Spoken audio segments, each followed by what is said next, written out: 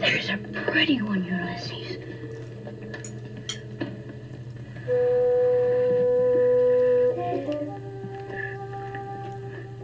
There it is.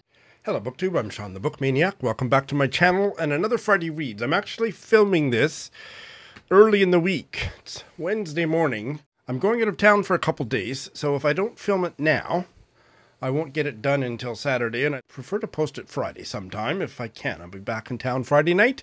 So this is a bit of a hodgepodge of a Friday Reads because of that.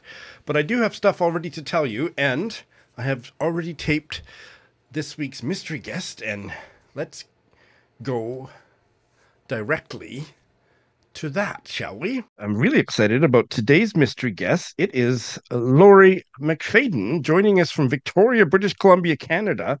And I'll let you know who she is connected to in a minute. But first of all, welcome, Laurie. Thanks, Sean. It's nice to be here. How's the weather in Victoria today? Sunny and bright. And do you know the temperature? 11 or 12, is it? How lovely. 13. I'm told it's 13, and I can attest that it's quite sunny. The sky is a bright blue, and it's probably a lot warmer here than it is in our former home of Edmonton, Alberta, which is absolutely snow today. They've had a nice warm winter as well, but I think they were still in line for some snow today. Yeah. No snow in Victoria, though. It's beautiful here. I can see the sun shining on the green lawn outside. How amazing. Yes. So Laurie is I want to say better half, but to Lindy of Lindy's Magpie Reads. And Lindy has been my friend for many years through bookish social media. And then she came to my wedding and have now seen Lindy several times. And I've had the delightful experience of finally meeting Laurie a couple summers ago. And this is my first time to see Laurie through the Zoom since then. Right, it was 2022, wasn't it? 2022. Right. Maybe my first question for Laurie is there anything that you can't do to make me feel better, Laurie? Tell me something you can't do. Well, I'm not great at, I don't know. You'll have to edit. There's nothing that you can't do. I enjoyed taking physics in high school, but I can't say that any of it stuck with me. So don't ask me to do any physics. Okay, well, we should. Or, things like to the moon or that kind of thing. Now, those kind of things are quite beyond my pay grade right now. So okay, that was my tongue-in-cheek way of saying what you can do. So you are a poet, short story writer, and artist. I probably missed some things. Have I? Is that covered the? That pretty much covers my current occupation resume.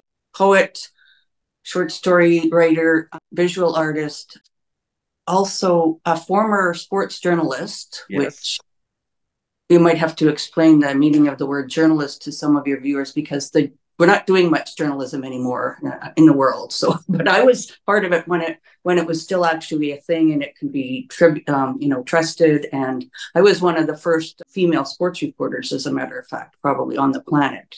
Probably among the first dozen, at least starting in the late 1970s. And the female sports reporter for about 30 years at various newspapers from Ontario and Alberta. So I'm pretty proud of that.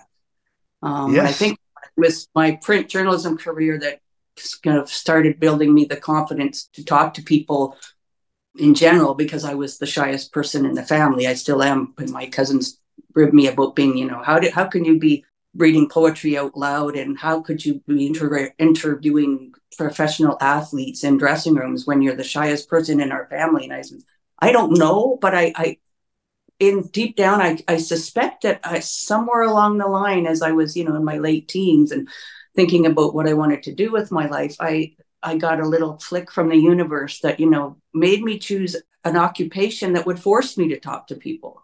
Because, you can't be a reporter without asking people questions. You have to be good at observing and good at, interpreting what you're seeing, but also engaging in conversation with the people that you want to be, writing about, whether they're athletes or physicists or, politicians or what have you. But through that, I think I eventually gained the confidence to start putting my non-journalism writing out into the world. I started taking women's writing classes in Edmonton. And the fact that I'd been not just a writer, but also an editor at 2 Edmonton daily newspapers, again, gave me the confidence to, I'd say, I can write as good or better than the people whose copy I'm editing right now. So I hope they're not watching this, but Probably not.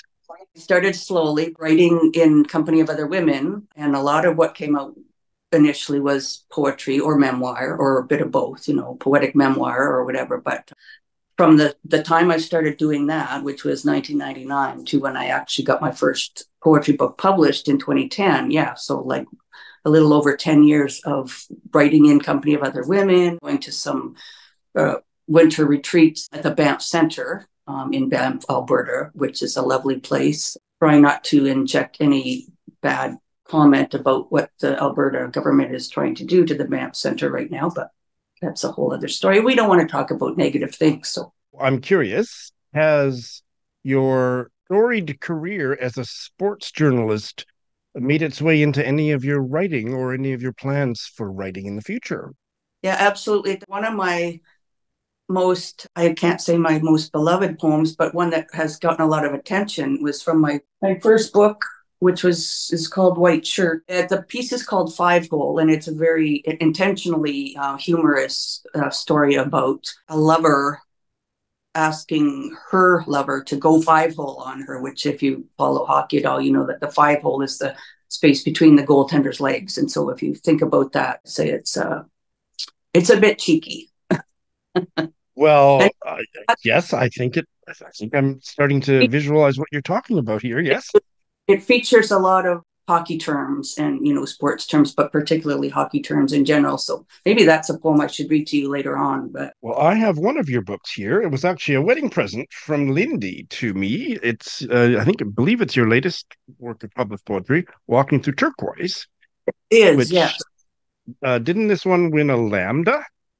No. My first one, and it didn't win. It was shortlisted for the Lambda. That was White Shirt. That was particularly special for me because I never, in my wildest dreams, would I imagine that something that I had written would actually make the short list, the final list for a Lambda Literary Award. When I got the notice that, my book was a finalist, and therefore, they started sending me all the information about, the awards are in New York City on this, night and blah, blah, blah. And here's a hotel we've got set up for, all our guests and stuff like that.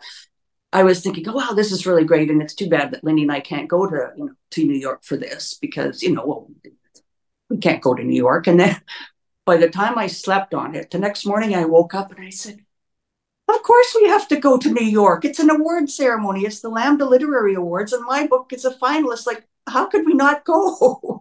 But that was sort of my own, built-in inferiority complex. I still sometimes forget that I'm a real writer and a real artist, but even though I've sold 100 paintings, but a lot of, creative people have that sort of imposter syndrome that you probably. I thought, like, how could I not accept an opportunity to go to New York for an awards thing? And I mean, thank God we did. I mean, Edward Albee was in that room, and wow. Donahue, who's a Canadian. I think she's initially from Ireland, but she's lived in Canada for a long time.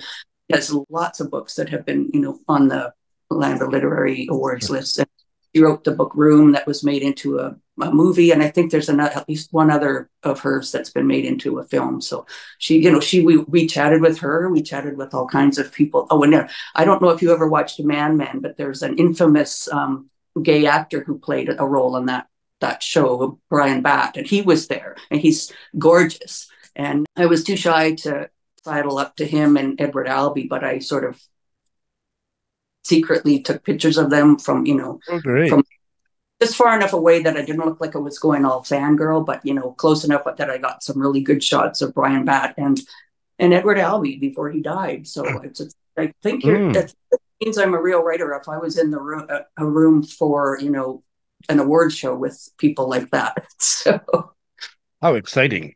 I have not heard this story. My book did not win the Lesbian Poetry Award or category that year, but it was it truly does mean something when you hear people say it was an honor just to be nominated. I mean, it truly was. This was my first book, and it was the first manuscript that I sent out. And I've got lots of love for Frontenac Publishing House in Calgary, a small but mighty independent publisher in Calgary that has published all three of my books. And I've got another manuscript that's ready to, be spit and polished. And whenever I get finished with that, I'll probably be sending that to them as well to see if they might publish a fourth one. But for us, very small press, they do a lot of good work and they publish a lot of really great poetry books. So. Wonderful. Well, I think this is probably the time for you to read us one of your poems.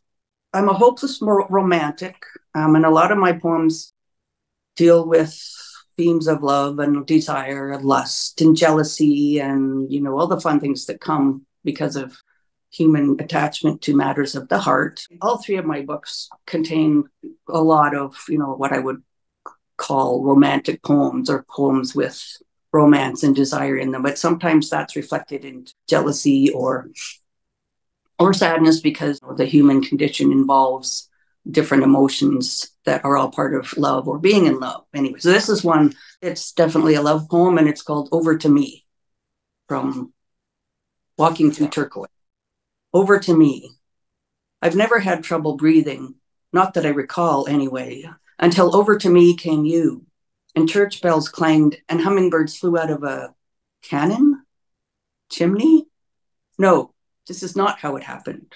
Not bells, not small birds at 1,000 beats a minute. Over to me came you, and 1,000 breaths were taken from me. My sullen eyes were, after a lifetime of scowling, suddenly pretty. My toes tapped and have not stopped aching to dance. Over to me came you, and the simple sacred took control. Over to me came you, and I noticed prayer flags at my fingertips.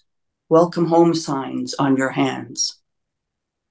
Over to me came you, and the texture of the sky changed. Purple birds stopped playing with matches. Every sound became vespers, and every longing a soft shimmy of binary stars. Oh my God, I absolutely love that. I am not a poetry person, and that one got all the way inside me. So thank you. You're not feeling the feel. I'm feeling the feel.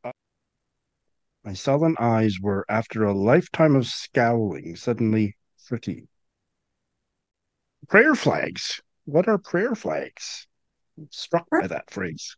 It's a kind of a Buddhism term, I believe, that, Tibetan, they're little squares of colored cloth that hang kind of on a line or a vine or whatever, and they flutter in the wind, but they're not like one big line of flag. They're small segments and all different colors: red, green, blue, gold. It's common in Buddhism, and that Tibetan monks tend to have prayer flags hanging in various locations, and lots of, here in Victoria, which we've discovered is basically Hippieville, we often see prayer flags strung up in people's backyards or in their, in their front window. Or, it's just a lovely gesture that is a nod to, the divine cosmos, but also the divine, in us humans, and in a peaceful and refreshing way to always remember, the divine in all of us. That was wonderful. Thank you. Would you like to read another one? I would like to read another one. Here's the book, my first book, White Shirt, and you can see on the front, it's got the sticker on it that verifies it was a Lambda Literary Finalist, which I'm very, very proud of. And yes. The cover art is also by me, that when I wear my visual artist hat, that's one of my many abstract paintings that's, of course, inspired by Jackson Pollock. I like abstract, but I'm equally comfortable doing landscapes and what have you. I don't have any set, one style, and one. I also like working with collage and, cutting and pasting and abstract. Since you asked me about hockey and stuff, I'm going to read my hockey piece. Great. Called. But I'm not going to have questions at the end, so you don't have to pay too much attention. in that regard, Sean. 5-hole. Go 5-hole on me, baby. You got the hands, you got the dangle, you got the scintillating point shot. I hear you can wrist it from any angle. Go 5-hole on me, baby. Let me feel your forehand blast. Top shelf just leaves me wanting more. I want your booming slap shot, and I want it fast. So go 5-hole on me, baby. Sex me up in Vaughn and Bauer. Deke me out of my CCMs with the swerve of your curve. Puck me gently and sideways like the flower. Go 5-hole on me, baby. Penetrate my crease with your Easton thrust. Cross my red line with your misconduct. Bring that raw Zamboni lust. Go 5-hole on me, baby. I'm told your Sherwood really rocks. Don't worry about body contact. You'll get 5 for biting and an escort to my private box. Go 5-hole on me, baby. Do your pocket rocket proud. We'll show that kid line a thing or two about scoring. Your Jumbotron's really heating up the crowd. Go 5-hole on me, baby. Shatter the lens on that play-by-play camera. Splay my heart all over the visitor's bench with your Savardian spinorama.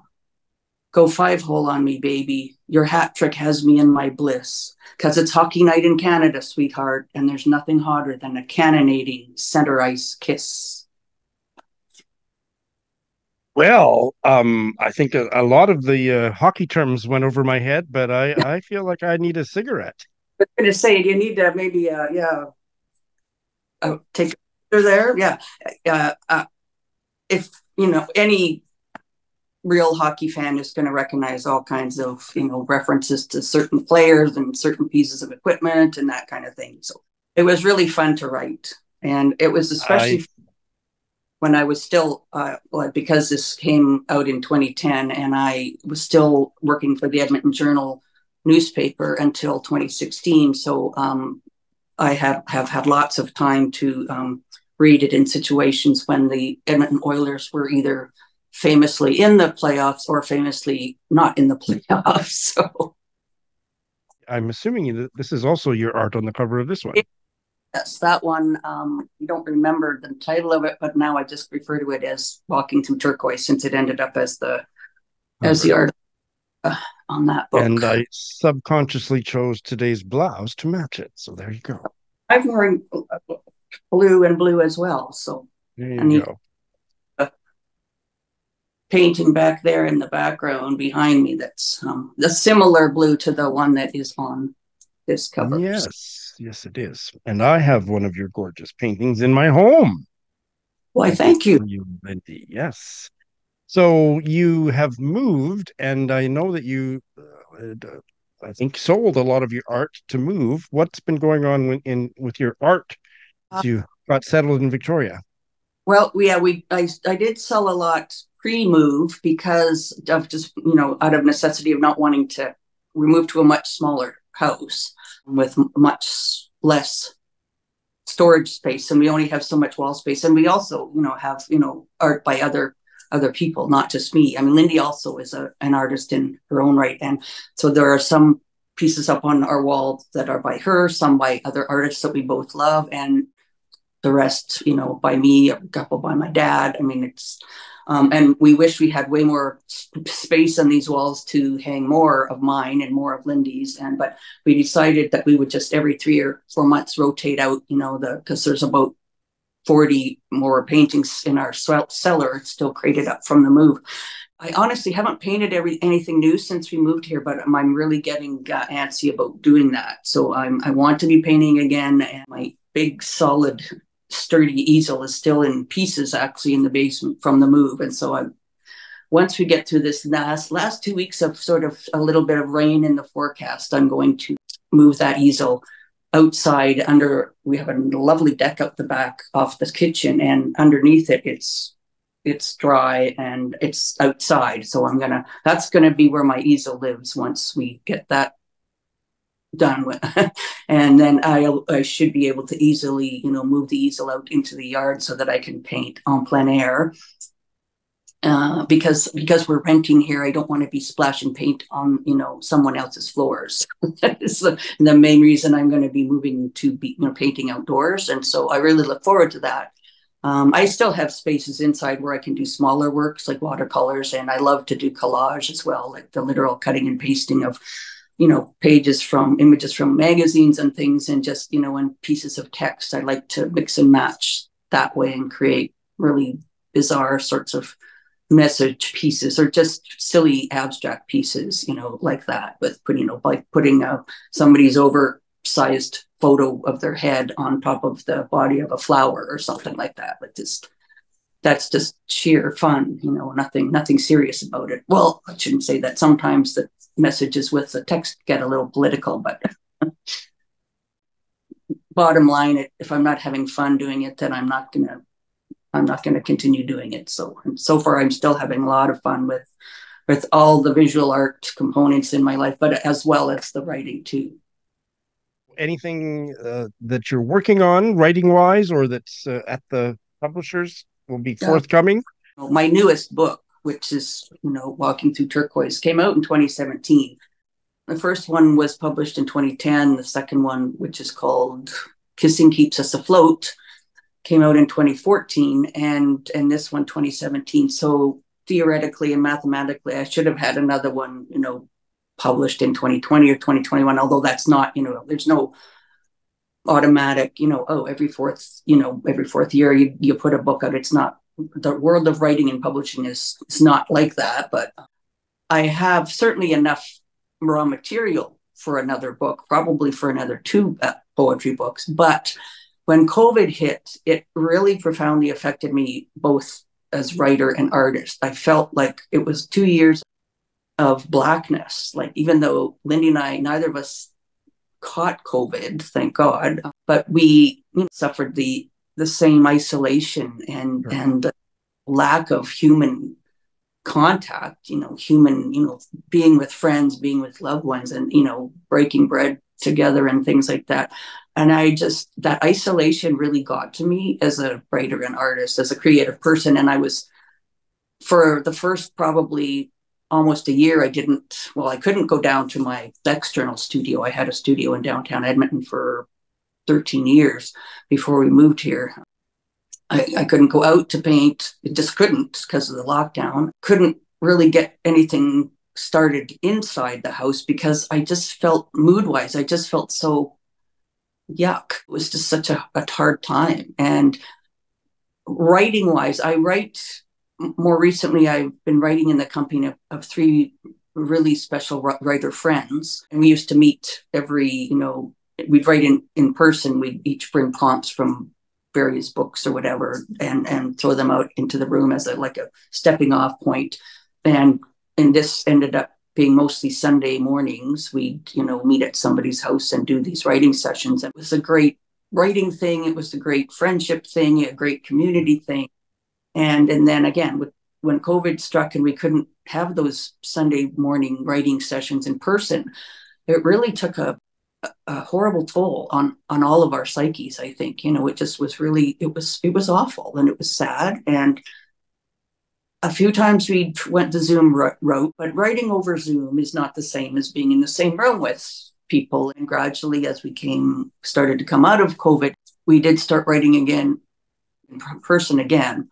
And that's something that I really miss now, being, here in Victoria, that not able to sit down with those special women, Amy, Carrie, and Kathy, and just be ourselves. I acknowledge that not everyone can write comfortably in the presence of other people, but we just know each other. We've been friends long enough and trust each other long enough that we're comfortable reading first draft in each other's company, because we know we're not there as editors or as agents or as critics. We're there just to hear the words that have just been created. Carrie once said, if we were to critique what we're writing in these special sessions, it would be like stomping on baby chicks. It's first draft, and it's not meant to be, well, you changed tenses there, or this, it wasn't clear where this person came from. If you start overanalyzing things that's just literally come out of the pen, it takes all the magic out of it. Tell me, Lori, what have you been reading recently? That's good. I have been reading a book by Emily Austin, who I know nothing about because I've like literally just picked it up this week and I haven't really read the part that tells you what, about the writer, but pretty sure she's gay because her poems or her collection is called Gay Girl Prayers with a image of what appears to be a nun on the cover. And these are really short, most of them, but brilliant and hilarious, but also a real, how do I put it? It just takes on the whole, the veil that religion, or the cloak maybe is a better word, the dark cloak that religion threw over homosexuality from the very beginning. Her dedication is for anyone taught they were going to hell. So that's pretty much most of us, certainly, who came of age and came out in 50s, 60s, 1970s, 1980s, whatever. Like it's been quite recent that people in this country have been able to come out to parents or family, schools, churches, and say, this is who I am. Queer kids, trans kids, Two-Spirit. In my lifetime, and I think probably yours too, you could lose your job for being gay. You could lose your job, or you could lose an apartment. You could get kicked out of your housing for being gay. I mean, it may seem like we've had rights forever. In 2005 with Bill 38, I think it was, that the Liberal government legalized same-sex marriage in Canada. That's not even 20 years ago. 19, is that the right math? Yeah. So it's very, very recently that we who identify as queer can be open and out about our lives and our partners, and not risk legal repercussions.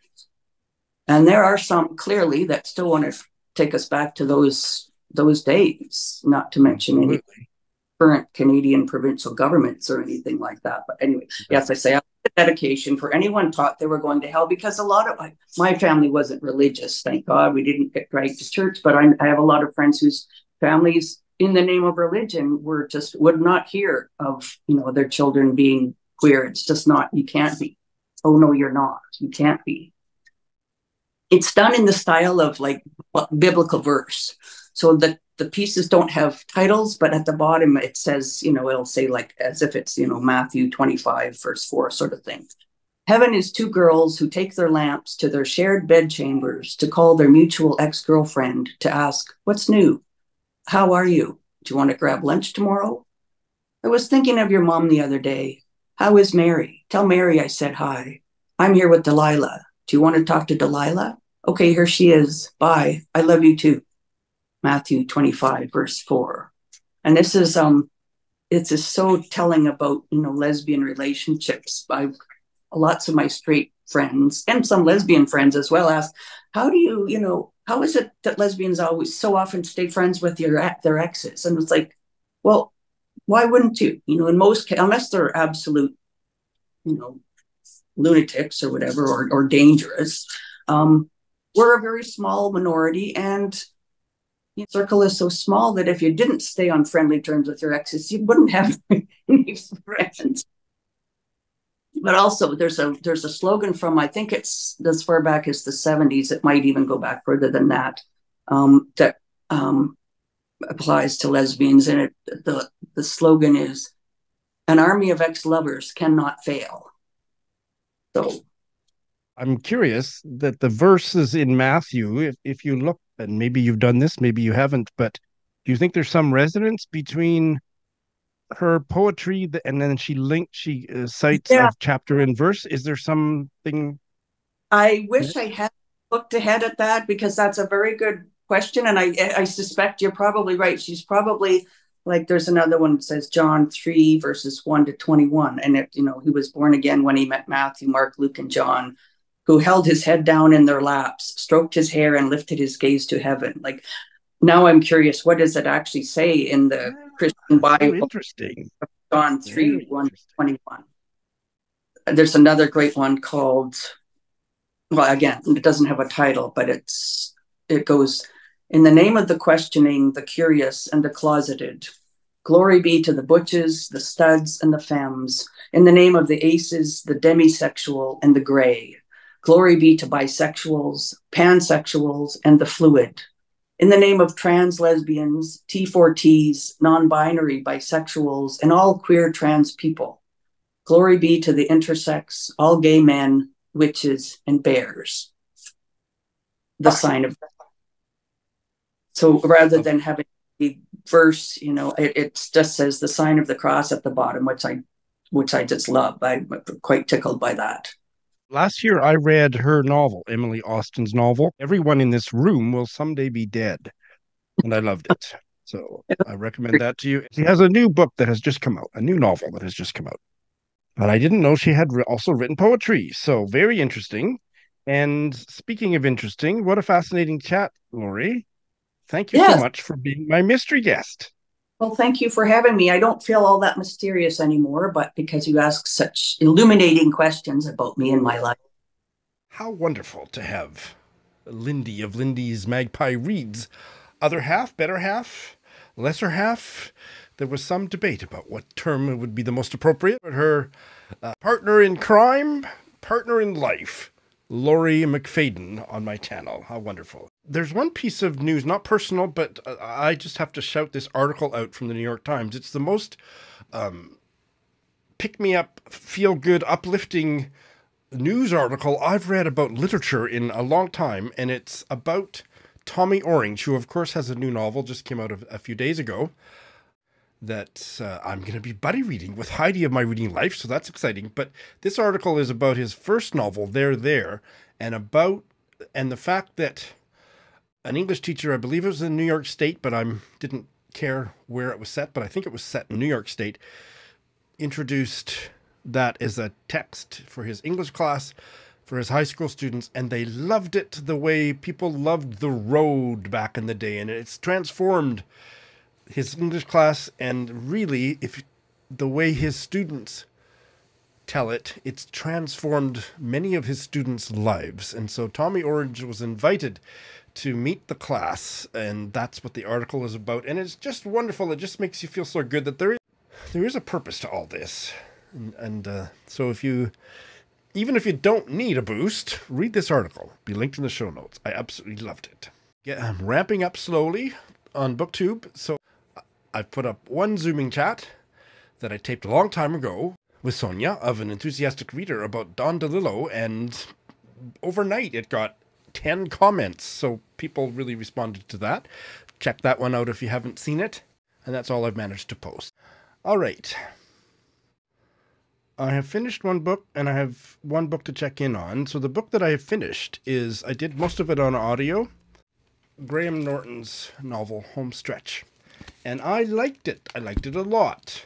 I didn't love it, but it certainly held my interest, and there were things about it that I loved. I think it might be his third novel, published in 2020. This is a novel about a horrific car accident that in which four young people, two of them who were due to marry each other the next day, but four people in a small Irish town were killed, and one other person was left paralyzed. And the young man who was driving, he felt so ashamed that he left the town, and nobody ever, not even his own parents, knew where he was for decades. And so that's the premise of the story. And his name is Connor, and Connor eventually comes out as gay. And so it's a gay novel that starts with a terrible tragedy, and then we see, I'm not going to say much more about the plot because there would be a lot of things that I could easily spoil that I'm not going to spoil, but then much plot ensues. And I thought it was very competently done. I was interested in the characters, especially Connor, but not only Connor. I thought it was really intricately plotted. That was probably my favorite thing about it, and I'm not a person who cares so much about plot, but this plot had me on the edge of my seat.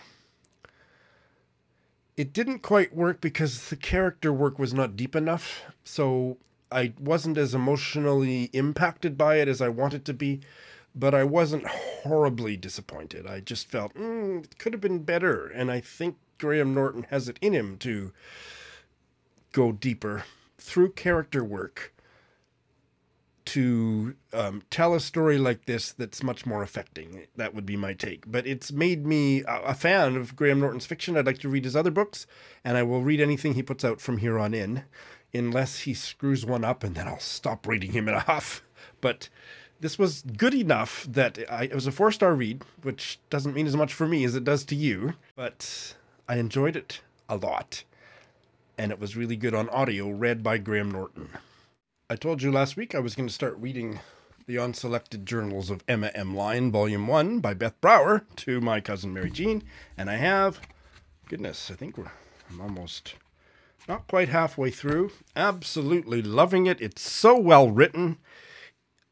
It's amusing. I wouldn't say it's funny so far, but there's moments where certain lines that make me chortle, but I'm really enjoying it.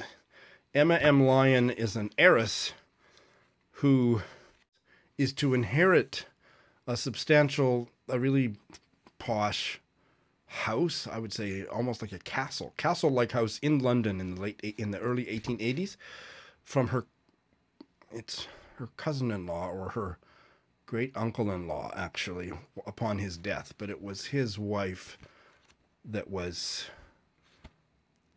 Emma M. Lyon's namesake great aunt who left it to her, and that's the premise. She does not get along well with her cousin, who has the use of the house until his death, and it's just so clever and witty and propulsive. I'll probably be finished by next week. I mean, I think Mary Jean's enjoying it to the same degree that I am, but it's not bust out loud laughing, but it's very, very comic. Vaguely reminiscent of certain characters in Barbara Pym's novels, but I'm hooked. That's all I'll say for now.